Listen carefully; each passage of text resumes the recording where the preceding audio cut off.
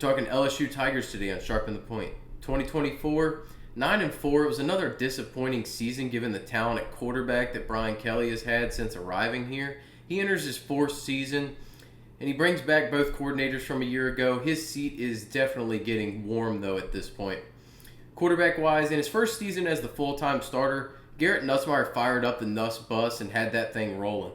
He accumulated over 4,000 passing yards with 29 touchdowns, but it was the seemingly dumb turnovers that cost him dearly. It may have only been 12 interceptions, but I just simply cannot get out of my head the bowl game where he pegged the Baylor guy, dropping into a zone right in his chest like he never saw him when he was standing right in front of him. It was a massive human being.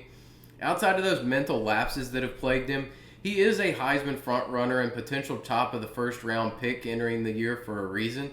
His arm talent is quite possibly second to none in college football when you factor in the strength, accuracy, and touch that he can put on the football. Looking into his backup, though, I believe the addition of Michael Van Buren from Mississippi State was one of the more underrated pickups in the portal. They're going to hope that he does not need to be used this season, but it is an investment for the future as the other quarterbacks in the room that they have recruited since Kelly came on board were nowhere near good enough to take over the program once Nuss leaves.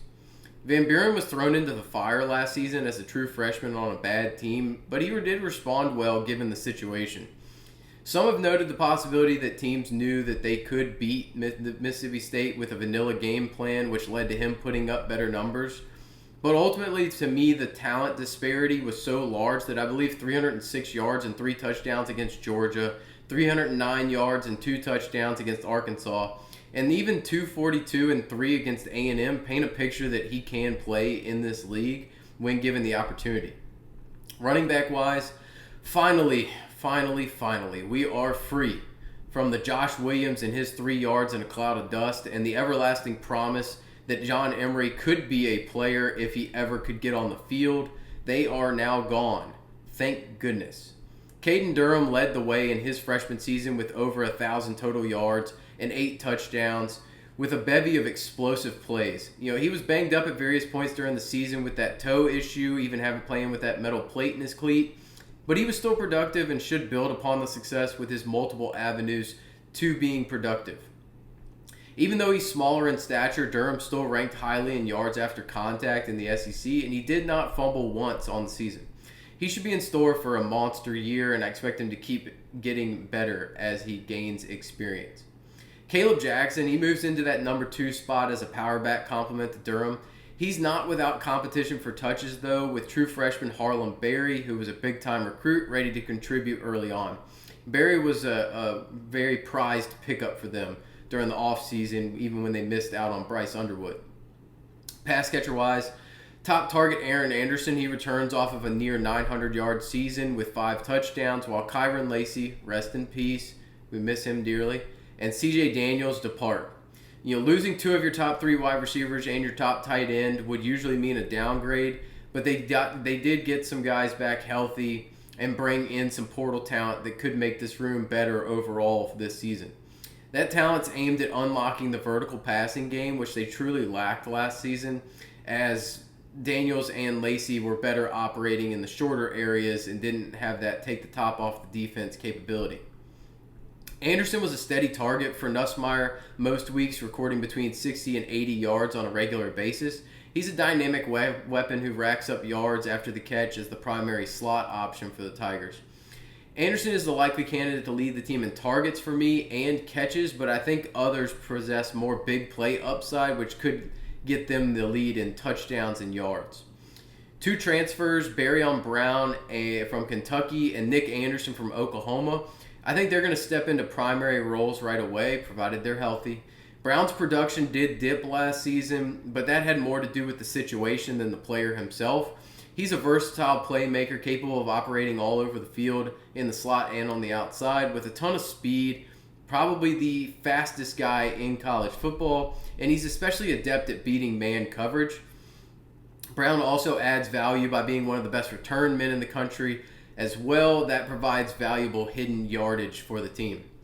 Nick Anderson is a very boom-bust option that they brought in. In 2023, he hit huge with nearly 800 yards and 10 touchdowns for Oklahoma, while averaging nearly 21 yards per reception, which is just an absolutely absurd number. He followed that up with an injury-plagued season that he's still recovering from, as he was not a full go in spring. If healthy, though, he does provide massive big play potential that will pay off in spades so long as he's on the field. The other two returning contributors are loosely termed contributor in Chris Hilton and Xavion Thomas. Hilton has similar big play capability to Nick Anderson, but he also does come with that same injury concerns. He got healthy very late in the season, got in a shouting match in that Florida game with Brian Kelly as well. And he capped it off, though, with nearly 200 yards and 3 touchdowns over the final 2 games of the year. If Hilton can do what he's done in the bowl games over the last 2 seasons during the regular season, he could be in store for a monster year. Thomas is a shifty and good in space with him finding multiple ways to get him involved. He ran with the first team in the spring. That was mainly due because of the injuries to guys. I think he's just more of a part of the rotation. Tight end wise, Mason Taylor was a steady target for Nussmeier throughout the season as a safety valve with nearly 550 yards and 2 touchdowns. He's going to depart for the NFL, but there are 2 quality options that can replace him. Trey'Dez Green, he had a small role, but an impactful one as a freshman last year. He had 13 catches and 4 touchdowns on just 19 targets. He's a massive red zone threat because at 6'7", it's no surprise he can box out those smaller guys and high point the football. And then Bauer Sharp, he comes from Oklahoma. He's capable of being a quality receiving threat in his own right, but he's more a traditional inline tight end. Both are going to see the field plenty, but I think Green has far more upside with his touchdown capability. Offensive line-wise, outside of the Florida game where they allowed 7 sacks, this unit put a steel curtain around Nussmeier, not giving up more than 2 in any other game, and it gave him plenty of time to work. There's a reason why this same crew was a Joe Moore Award finalist in 2023 and had 4 guys picked in last year's NFL draft. That's not to say that they didn't struggle generating lanes in the run game, though. I think that speaks more volumes to the actual backs that were back there, a.k.a. Josh Williams. But losing 4 established starters is suboptimal because they were talented. They do bring, however, did impressive work in the portal to add quality experience here. Left tackle Tyree Adams, he has the biggest shoes to fill, replacing top draft pick Will Campbell. Adams gained some experience last season filling in at guard, some before starting at left tackle in the bowl game when Campbell sat out. Right tackle Weston Davis, he has only 20 snaps in his college career so far, but emerged during the spring, showcasing why he was a 5-star recruit. He has all the tools to be an impact player and have a breakout campaign here. And then the middle of the line has far more questions at the moment, but it's not for a lack of talent, but rather that there is plenty of versatility to move these pieces around. I think some combination of the trio of Josh Thompson, who they brought in from Northwestern, Braylon Moore, who comes in from Virginia Tech, and DJ Chester are going to be your starters. Chester's the lone returning starter from last season, but that was at center. I think he moves to a guard role now. He's improved down the stretch after getting off to a rough start, but has shown improvement in the spring as well. And then Moore was one of the best run blockers in the ACC last season, and he's going to instantly be effective here. His experience at both guard and center with over 1,400 snaps to his name, making him one of the most experienced players on this offense. And then Thompson, he was another veteran addition along this line. He spent time at guard and tackle as a smart physical player. Thompson has posted elite pass blocking numbers, not allowing a sack last year while being an effective run blocker as well. I think he's going to start in a guard spot. 1-for-1, this is a less talented unit than they had a year ago, but I think it's a more cohesive unit, and they may end up being improved overall if they gel. Defensive line-wise, the top 3, from a unit that was inconsistent at best are gone, removing 14 sacks from the room, but they did load up from the portal to add some impact players here. At defensive end, Patrick Payton comes from Florida State, Jack Pyburn from Florida, and Jamari Butler from Nebraska. They're going to team up with Gabe Relaford to form a quality 2 deep off the edge. Payton's a highly experienced player with over 1,500 snaps and 14 sacks in his time at Florida State. He really broke out in 2023 when he was playing with Jared Verse and Braden Fisk, but he really struggled in 2024, and he was seemingly one of the guys who quit on that team last year. But by all accounts, Peyton has provided a good influence on the younger guys since his arrival, which means he could be in the right mindset to bring his talent and experience with giving him a massive ceiling to impact this unit. Pyburn, he really graded out well against the run last season, setting the edge effectively. Blake Baker, the defensive coordinator, likes him as a pass rusher too. He thinks he has some quick twitch and is slippery off the edge. If he can add that pass rush to his game, he's going to be a complete package player that's really going to be a benefit to this unit. Up the middle, Bernard Gooden from USF, South Florida, Dominic McKinley and Ahmad Bro. They're going to be key to stopping the run. McKinley's one of the most talented players on the defense coming off a freshman season where he was a key piece along that defensive front. He finished the year with 3 sacks after not seeing the field early in the season due to not being an early enrollee, and he had an injury in fall camp. But he was absolutely unblockable against Oklahoma, and he has stuff that cannot be coached with an elite combination of size and athleticism, so he could be the next in a long line of great defensive tackles here at LSU. Linebacker, the heart and soul of this defense is Whit Weeks without question. He was a force all over the field last year, accounting for 120 tackles with little help around him. An injury in the bowl game cost him the spring, but he should be good to go from when fall camp starts. Weeks is a future first-round pick for me in the draft. He keeps getting better every year, and I think this one's going to be no different with him continuing to improve. Everybody's favorite player on defense. I'm going to bring up Harold Perkins here. So the Harold Perkins linebacker experience continues. It now includes an ACL tear to come back from. What was once considered a can't-miss edge rush prospect has really turned into a perpetual experiment of hope that his athleticism can translate. I completely understand that he doesn't really want to be Clavion Chason or Barkevius Mingo here and be a first-round pick that busts as an undersized edge rusher, and his best shot at a long career in the NFL is at linebacker, but I would imagine that being that bust as a small edge is probably better than not making it in the NFL at all. Maybe he puts it together this year, and there are plenty of, there's just too many high-end recruits that can come in and step in and be a better fit next to Weeks here as a gap sound cover your assignment player, where Weeks likes to freelance a little bit more. If Perkins wants to freelance, then you got problems. You need somebody that's helpful and lets Weeks freelance and can do his job at that other spot. Sorry for the rant. Perkins is a sore spot for me. Defensive back-wise, by far and away, the secondary was the most inconsistent group of anyone and was often blamed for many of the issues that the defense had. The portal brought high-end reinforcements with Tamarcus Cooley from NC State, A.J. Halsey from Houston, and Mansour Delane from Virginia Tech. I think returner Ashton Stamps and Delane look to be the initial starting pairing. There is some scuttlebutt that Stamps might not be, and he might end up just being a rotational piece. But I think Stamps took a big step in year 2 in the system and ranked top 10 in the conference in man coverage, so he should be able to take a big role here. That's not to say he wasn't picked on plenty, but he still played well. With more experience, the expectation is he should take another step in the right direction. He's just not infallible with plenty of competition from Jakeem Jackson and DJ Pickett.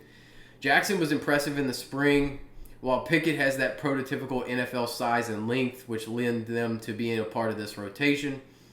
Delane was really brought in. He's the one with the most sure job for me. He's brought in to provide that veteran presence to the room with Zy Alexander heading to the NFL. Delane brings 29 starts worth of experience, and he was a third-team All-ACC performer last season. Halsey, he's certainly going to start at one safety spot with, I think, Jordan Gilbert, the likely starter next to him, given he was one last season. He did miss the spring recovering from shoulder surgery. That did open the door for Deshaun Spears. He's a big physical safety. He's going to push Gilbert plenty. Spears is being pushed more by Baker than anyone because he believes that he has the talent to be able to take over and be a great performer here. The competition for the services of Halsey was a fierce one, as he started every game the last 2 seasons, and he was at Houston, and he earned first-team All-Big 12 honors last year. He's an elite playmaking safety with the ability to take charge in the deep middle of the field. Cooley, I think he slots in at the nickel spot with the addition of Halsey. He performed a good bit at safety during the spring, though. He brings experience and versatility to the room, having created 3 turnovers last season, playing deep at times while being physical enough to play in the box.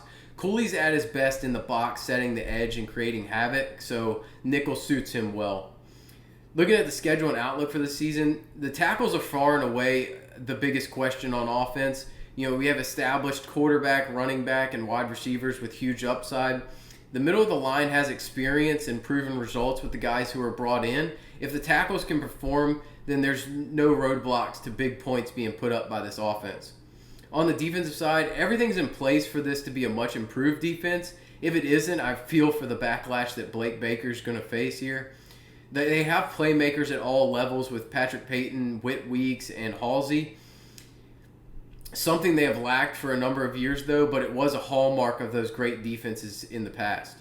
Looking at the schedule for this season, at Clemson, I'm going to lean loss. Until I see Brian Kelly finally win an opener, I just can't believe that he can get the job done here. We're on year 4, and he's lost 3 in a row. It's a heck of a game, though, as we have the battle of the Tigers who play in Death Valley facing off against one another. That's definitely one of the top 2 games of that week, with Texas and Ohio State being the other. Louisiana Tech win. Florida, I'll lean win, but I feel like they'll take that one down. I do not trust Lagway. Southeastern Louisiana win at Ole Miss. As a coin flip game, they've been a thorn in LSU's side for years. It's constantly a close one. Who knows what we're going to see out of Austin Simmons. I lean coin flip there. South Carolina, can they stop Lenore Sellers? If they can keep him hemmed in and make him throw the football, I think they can. It's at home. I'll lean win there. At Vanderbilt, win. Texas A&M, I think that's a win as well. I think Texas A&M is going to be a little bit worse than they were a year ago, just a little bit less on defense. But that's another thorn in the side team. They always play LSU tough.